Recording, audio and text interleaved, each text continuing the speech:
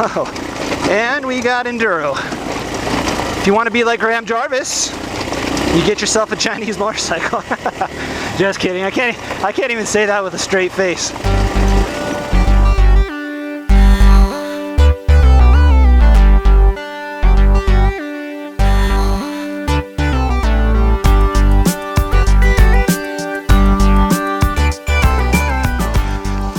Since I'm stopped waiting, throw that away. Always want to do what you can to keep the trails nice and clean. So what is going on, everyone? Welcome back to the Each Adventure channel. My name is Josh. We are out on the TT today, TT250. Not the TTR. Wish we could be out on the TTR, that'd be great. So if you follow this channel, you'll know that this bike is a Chinese motorcycle. It's treated me pretty well. Can't really complain all that much given the price, but I wanted to talk a little bit today about 5 reasons that you may want to consider getting a Chinese bike. You know, a lot of people see these things and they just kind of dismiss them as toys. They dismiss them as not being capable, or dismiss them as going to be a ton of problems. And I can tell you with this bike, that has not been the case. You know, granted it's no KTM, it's not even a CRF 250L, but if you compare it to some of the lower priced kind of 80s model dirt bikes, trail bikes, it's more along those lines. So like I was saying, I wanted to talk about reasons why you might want to consider getting a Chinese bike. Oh, and we got enduro. If you want to be like Graham Jarvis, you get yourself a Chinese motorcycle. Just kidding. I can't even say that with a straight face. All right, so reason number 1, and this should be the most blatantly obvious reason on the planet. They are cheap. The barrier to entry is very, very small. Bikes like the Hawk, if you can get one, can be had for just a little over $1,000. $1,300 seems to be the going rate. Bikes like the TT here can be had for $2,200 plus tax. That's a heck of a deal considering what you get. Number 2, and this one kind of goes right along with number 1, but the parts are cheap. So even if you break something on it, they are very, very cheap to fix and maintain. Just to give you a little example here, and these aren't even Chinese parts, but I had to replace my front and rear sprocket and chain. My front and rear sprocket, which are both JT sprockets, and my chain, which is a Unibear chain that I got off of Amazon. All 3 I got off of Amazon for $40. That's not even the cost of my CRF 250L rear sprocket. So other things like handlebars, I think the handlebars for this thing are like $20. They are cheap, so I mean, you do, in that case, you do get what you pay for. But just, you know, little things like, I think the clutch assembly for this bike is like $60 for the whole entire thing. I mean, it's crazy how cheap the parts are. And with a bike like CSC, I mean, you can get it straight through them, which is pretty sweet. So we've reached the main divide, Bedford Junction, and this is where I part ways with the other guys. Oh, that's where you split? Yeah, I'm gonna split right here. I'm gonna wait for them to come down though.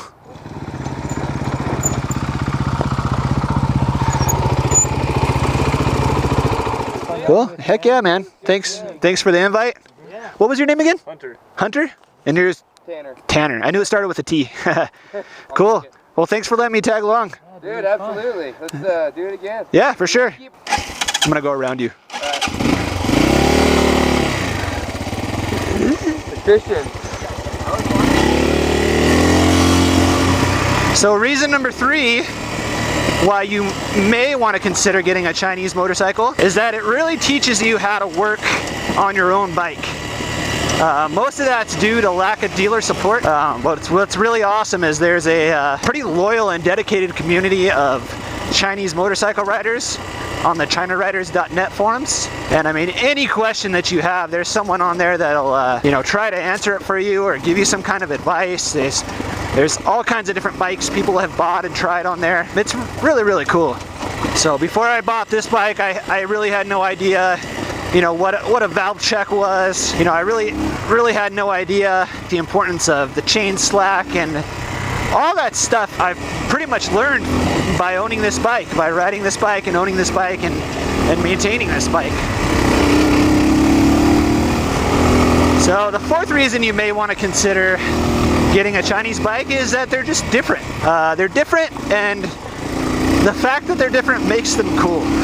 That's kind of a cliche thing to say. You know, be different. Different is awesome. Different is better. But it is kind of sweet. You know, the drawback is a lot of people don't really know much about these bikes.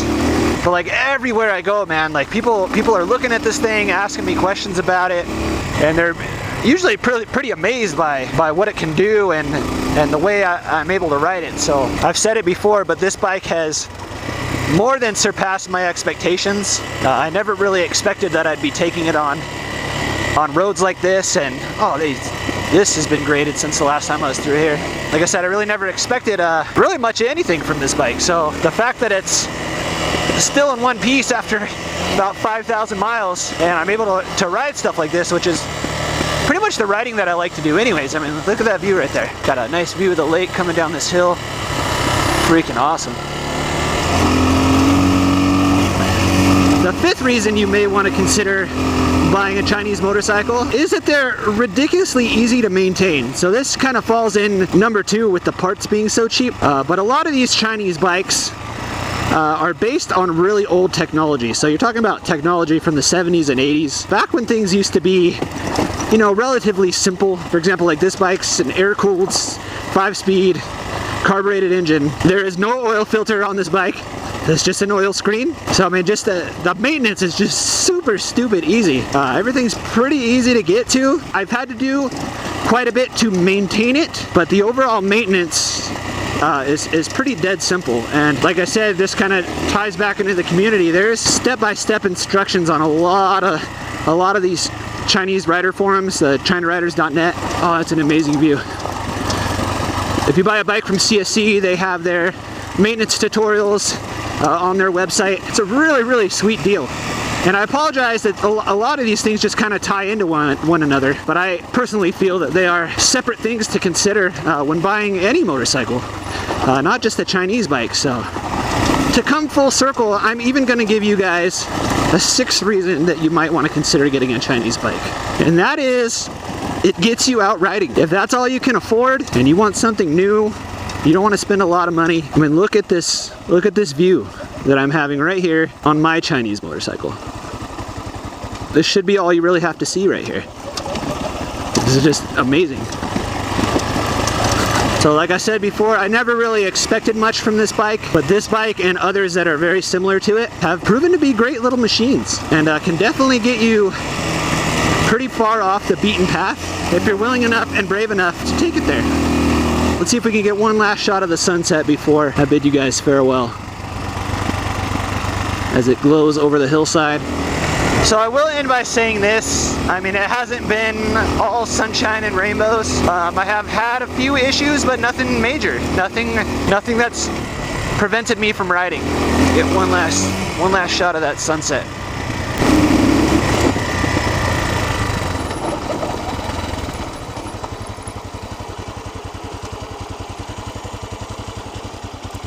There you go. That's all you need. That's all you need to see, right there. Take a little shot for the Instas. Oh, well, that's all, guys. These are the reasons right here. This is probably the number 1 and most important reason, is the places that it can take you. I got a lake there, some awesome wheatgrass, dirt roads, mountain vistas, and sunsets. All on this little guy. So, as always, thank you guys so much for watching. I hope you enjoyed this video. If you did like the video, let me know. Leave me a message down in the comments. Hit that little thumbs up button. Better yet, if you want to see more, hit that subscribe button.